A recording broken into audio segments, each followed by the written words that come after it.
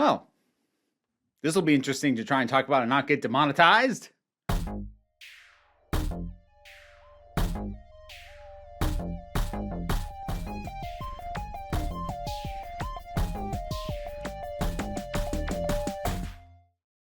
Hey there, folks. Kind of a general one, although, again, this was kind of set off by my continuing to think about Has Been Hotel. Some of the reasons that's still in my mind is for something that's going to be coming out, I don't know, hopefully next month.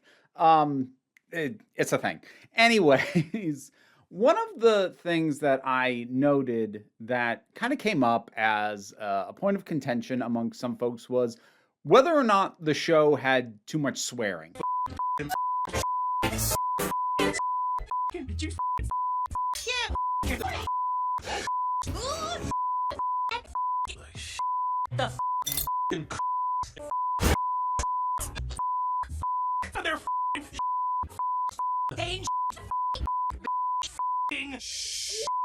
This is by no means a conversation unique to Has Been Hotel.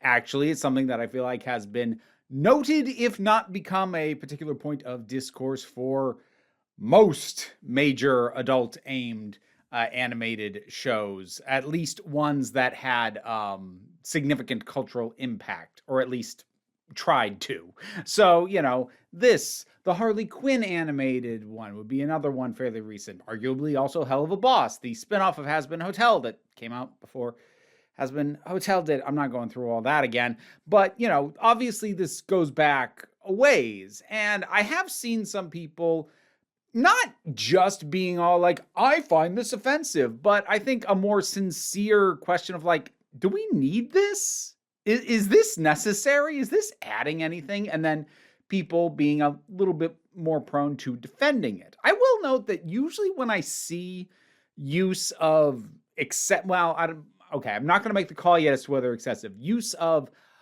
incredibly regular spouting of expletives, it's actually not too often from people defending it in the broad strokes, at least not for the kinds of shows I watch, because the kind of people who would defend it in the broad strokes are the like, oh, you're so easily offended. What are you triggered? And I don't deal with those kinds of people. But I don't see that many people sincerely grappling with the idea of objectively, it is good to say the F word this many times in a show because blah. Rather, it's usually defending very specifically the reason this particular show does it. So in the case of something like Hell of a Boss or Has Been Hotel, there's the fact that it takes place in hell and most of the characters are demonstrably terrible people. Or in the case of, say, Harley Quinn, they're villains. Why would they care about their language? But I kind of want to grapple with this notion in general, because I won't lie, there are times that I've thought it too, and not necessarily in a, oh, geez, this is putting me off the show, but just in I feel like you're overdoing it, and what is it adding sort of way. So I kind of want to talk through my own thoughts, partially so that I can kind of sort those out a little bit. But before we get too far into the more modern examples, let's acknowledge a couple of things. These are not new issues. I think there's, in general, a lingering issue of the notion that cartoons are for children. This is obviously a pretty specifically American cultural thing, possibly a European as well. I'm not sure if it's as embedded over there. It definitely was for a long time in America. And the thing is, I was tempted to say, this is a notion that these shows are still fighting, except I'm not sure if that's actually true. Because, it's definitely been true historically. Speaking as someone who was around when The Simpsons premiered, and then over the next decade and a bit, went through the premiere and discourse around Beavis and Butthead, and South Park, and Family Guy, and, these are not new conversations. And there has, again, definitely historically been a general issue of believing that, well, because it's animated, it's for kids. Or I suppose the slightly more sophisticated version of that is because it's animated, it's going to appeal to kids and therefore it shouldn't have that. Ultimately, both those positions kind of boil down to the same thing of it shouldn't be there. Although I do think that nuance is worth acknowledging because nuance is a thing. It's part of what I'm hoping to bring to this conversation overall. So like, again, not a new thing, but the thing is like that stuff's been around long enough. I don't know if there actually is all that much still a cultural sense of animation is for kids. I'm not going to say it's completely gone, but I feel like at this point, by and large, it's largely propped up by political pundits and commentary folks who know that there's at least enough anxiety out there for it that they can get away with going, oh, look at this cartoon where they swear and acknowledge sex. So I know that still happens. That doesn't mean that many people actually care. It just means that that's a button that those people can still push and get at least some kind of effect out of it that for them feels positive. So, but again, I can think back to when like there were actual serious cultural conversations going on. I would say primarily around The Simpsons and then especially around South Park. And in between there was Beavis and Butthead. That felt like a conversation that was very loud but very brief. I just wonder if the fact that these conversations were had at all has left some impact. Because I do wonder sometimes, is part of the reason that these shows load so many swears into them because they want to establish as quickly as possible that it's definitely not for kids, and that's like probably the least traumatizing way to do it, as opposed to jumping immediately into excessive violence or explicit sexual content? I mean, maybe. Wouldn't surprise me, at the very least. Oh, probably pause and note something here. I am in this video only going to be discussing the use of curse words, not slurs. Slurs are a whole other topic of conversation. And that is a conversation that frequently breaks down on the premise of what does or doesn't count as a slur. And I definitely am not trying to litigate that today. So slurs, not part of this conversation at all. We're talking curse words. We're talking things in the spirit of George Carlin's 7 words you can't say on television. And all I could think of was suck a mother. And the funny thing is, at this point in time, that was so long ago, there's a number of those I could have gotten away with not bleeping, which I suppose brings me to my own general attitude towards cursing. Like, it's fine. I don't really curse on this channel, and if I do, 95% of the time I will bleep it, and including in clips, as you just saw. Quick side note and tangent, note for podcasters and people who make videos, if you're going to bleep something, that's fine. Figure out the volume level on your bleep, because a lot of the stock bleep sounds that you can find, they're pitched really, really loud. And suddenly I'll be listening to something and like, it's so jarring when it jumps in. Like, to give you an idea, the bleep sound effect that I use, I have to drop that by 24 decibels from how it comes in to get it actually level with the rest of my tone. So like, watch for that. Please don't just drop it and leave it, because it hurts. All right, tangent over. But I don't really swear on this channel as a general rule, and that's just kind of a lingering kind of, I guess, sense of branding. I usually, I mean, sometimes I can't be helped, but I usually try and keep the topics in the videos on this channel family and advertiser friendly, even if I'm not actually aiming to speak to a family audience by and large. But if you know me in real life, or heck, if you even just listen to the podcast feed that I'm on with Jesse Gender, Council of Geeks podcast, there is a link in the description. At this point, now that we've like been doing it a while and loosened up, we swear semi-regularly. Like, we're pretty casual about it. And that's sort of my thing. Like, I'll drop the F word or the S word or whatever, you know, here and there, left and right. Like, I'm also at the point where I don't think I even bother bleeping hell or damn. So I guess that actually gives you an idea of like where I'm at in the scope of things. But I certainly have no problem with swearing, and I don't find it offensive. But there are times where I watch some of these shows, especially the earliest episodes, and I find myself going, do we need all that? I know I thought it about Hell of a Boss. I thought it a little about Has Been Hotel. I didn't bring it up in my review of the first season of that. I think largely because I knew it was going to happen because I'd already seen Hell of a Boss, so it wasn't like it caught me off guard. I'm like, yeah, that's about what I was expecting. But I also remember noting it about the Harley Quinn animated series and just thinking that this feels like trying too hard. So that brings me back to what I said earlier. How much of this is trying as quickly as possible to establish not for kids in the actual context of the thing? Because you can put all the warnings in front of a thing and have it rated TVMA all over the place all you want. Some people will still claim, kids will find it. Like, watch your kids, pay attention, and if you don't pay attention, then accept that they will find stuff that you would rather they didn't. Like, pick a lane. It's not the rest of the world's job to babysit your kids for you. I'm speaking as a parent, to be clear on that.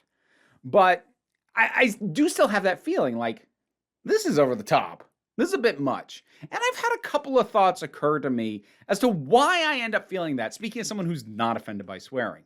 I think there's a couple of traps that the adult animated aimed shows kind of fall into. Because again, broadly speaking, characters swearing, fine. Don't care. I think there's kind of three main traps that they tend to fall into. One kind of goes to what I said initially, like, it starts out and it feels like they load as many swears as possible right at the front end. Except I'm not sure if that's actually true. It often feels that way, but it's because you are coming into this show for the first time. And so even if you are expecting, there'll be some swearing in this, if you weren't expecting this specific quantity of it, then like it feels excessive. And as you get into the show, it gets more normalized. You realize, that's just the way these people speak. But when that's what's hammered at you in the beginning, like, think of it this way. You might hang out with a whole bunch of your friends and you might swear around each other all the time. But when you very first met those friends, were they swearing in casual conversation with you as much as you now swear together? Because now you know each other and like, we know this is fine. But if one of them had just showed up and you met them for the very first time and they were just dropping F-bombs left and right, would that feel okay?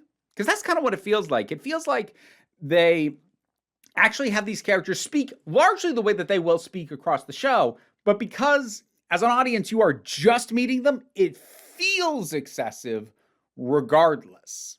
So I do wonder if in some of these cases, if gradually ramping it up might not be a better approach, which brings me to the second thing, which is that it kind of devalues the words themselves. They get said so much. And in specific, I'm going to cite an example from Has Been Hotel. There is a back and forth between Lucifer, who is the father of Charlie, who's one of the main characters, and Alistair, who is funding the titular Has Been Hotel. Now, Lucifer is who he sounds like. He's Satan. He is the Lord of Hell, but he's largely been staying out of things up to now. But now he's coming in, rolling up, and trying to get all buddy-buddy with his kid, and he and Alistair start rubbing each other up the wrong way. And then there's this exchange.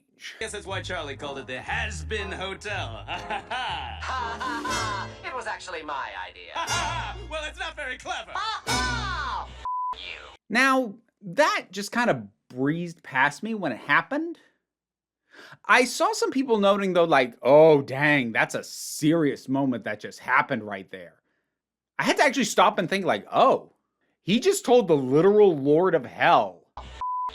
Whoa, that is kind of a big deal. But it didn't land like a big deal because I've been hearing that word left, right, and center all over the place. Again, I don't mean to pick on Has Been Hotel, but it's the one I've seen the most recently, so I can pull the most specific examples from it. I'd have to go back and watch Harley Quinn start to finish to pull specific examples from that, and I don't have the time. So again, much like an earlier video I did on Has Been Hotel, this is not meant to target them, it's just a convenient example.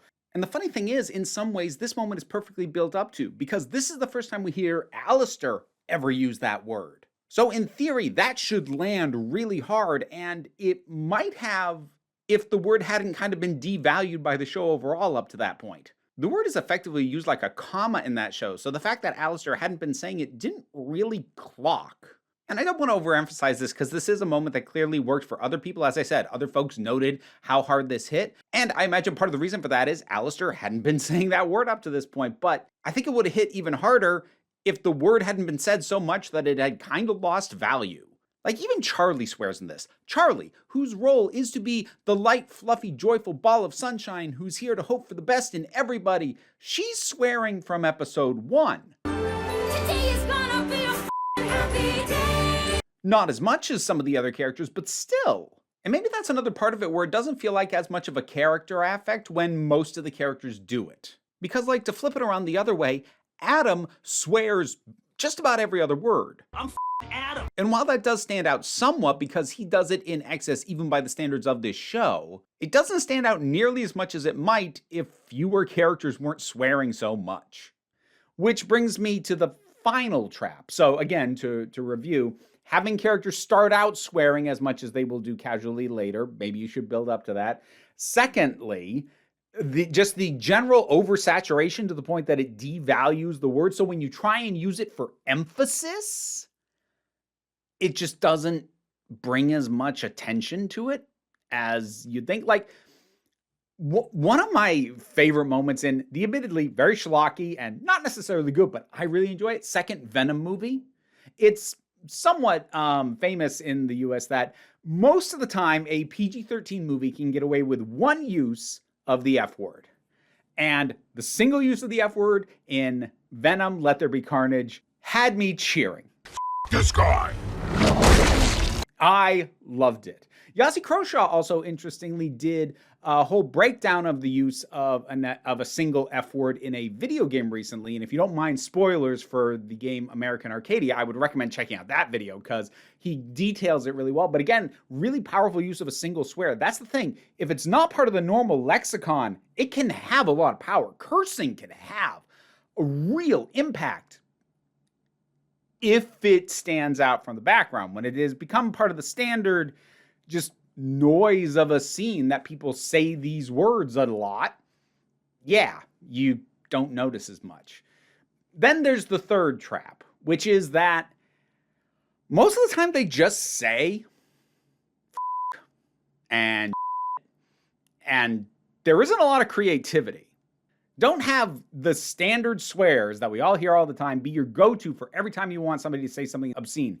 Come up with something inventive. Hell, look at some Shakespearean insults. Not to necessarily lift them directly, but realize how creative you can get. A fusty nut with no kernel. Starveling. Elf skin. Dried neat's tongue. Bull pizzle. Stockfish. Scullion. Rampallion. Fishmonger. Swaggering rascal. Dissembling harlot. Filthy bung. I wonder why you will still be talking. Nobody marks you. Or hell, even if you're going to still integrate things like the F word, take a look at a character like Malcolm Tucker, played by Peter Capaldi in The Thick of It and the movie In the Loop. Yeah, he says the F word a lot, but he says the F word woven into a tapestry of cruelty in verbal form. I'm going to take your bollocks, I'm going to rip them off, I'm going to paint eyeballs on them. And I'm going to stitch them onto a sock and use that as our mouthpiece. And it's magnificent. And in most cases, adding the curse word in lends those things more of impact than they might have otherwise. But everything he wraps that curse word in also elevates the curse word to a level way beyond it would have been if he just said F***. And to one of my earlier points, while I don't think it's true that Malcolm is the only one who swears on the show, nobody else talks anything like this. Get out of my sight. So it clearly speaks specifically to his character. Other characters might get the occasional expletive, but I'm not sure if Malcolm has a single scene where he does not swear. And he absolutely stands out from the rest of the cast for that fact. So that's what I feel like shows like Has Been Hotel, Harley Quinn, and things like that are possibly missing. Also, I guess, slight side note, this isn't as much of a universal issue, but I feel like sometimes the voice act, well, it may be of an acting issue, it may be a directing issue. Either the voice actors are choosing to do or the director is asking them to do a really big emphasis on the curse word when honestly sometimes you should just have it be casual.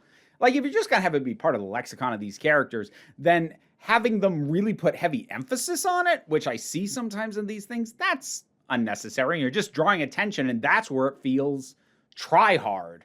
It feels like you're going, ooh, we're not for kids. Listen to what we say. I'm like, yeah, no, I figured you weren't for kids from the warning screen at the start of the show. I got it. Can we move on? Again, this is not a case to not swear. Go ahead. Say the swear. But realize that the swear in and of itself if that's all you're using, it better be something you use sparsely so that the impact of it is really felt. But if you're going to use it more casually, get creative with it. Do more with it than just have it said all over the dang place. And yes, people can and will make an argument, but like, that's how these characters talk. I'm like, okay, then these characters, what you're communicating about them is they are not particularly inventive in the way that they speak. And while you can make an argument for that being a character trait for some of them, if the majority of your characters are not inventive in the way that they speak, it might eventually get boring to listen to them. Take these into consideration. And I'll point out something that I pointed out elsewhere before. Being able to narratively justify a thing doesn't automatically make it work. So, like, while I cited at the beginning, you know, it makes sense that something like Has Been Hotel, Hell of a Boss, or Harley Quinn, that they do swear all the time, they're in hell, they're terrible people, they're supervillains, whatever. Just because there's a reason for it doesn't mean it works. So, I have no problem with swears and things. But I feel like they're being used callously, haphazardly. These words could be hitting with so much more impact than they often are. That's what I want to see. So go ahead, use the word, but when you do, just have it fucking matter. Yep, that's it. That's all I got. So thank you very much for listening to me on this particular journey. I don't know. It was on my mind. I was thinking about it. I think I could get a video topic out of that. Sure. Why not? And here we are. Did you enjoy it? What are your thoughts about it? Whatever your thoughts are, drop something down in the comments. Let's talk about it. Patreon pays the bills, enables me to do this as my living. And through that, you saw this at least a few days early. But even if you can help me out that way, like, share, subscribe, links to other stuff I do down in the description, including the podcast. If you want to hear me swear more regularly, that's available through that. But don't worry too much about it. We take a relaxed attitude around here, so you can come on back next time you need a break. What the? That's the wrong sign-off. That's the sign-off for the secondary channel. I can't reshoot that and integrate it without it being really obvious. I've never done that before. Oh, God! And I'd like to thank my highest supporting patrons: Robin Moore, Zubin Lukfula, Goddess Elida, Oliver B., Turok, the thing that goes doink in the anime, Ruth, Solitary Pictures, Ulrich Bogdan, Geek Filter, Linda Walters, Jen, Auntie808, Becky Sparks, Frenobulax the Poodle, Robin Powell, T-Love, Tracy Scrabbit, Angry Casperol, Dave Hall, White Bearish, Rosalind Bennett, Pal Barabajagal, and Mara G. Yes, we do have new rats in the house. Whoa, you want it? We actually have two. This is Brownie. I couldn't get Sprite to come out, but say hi. Thanks for the support.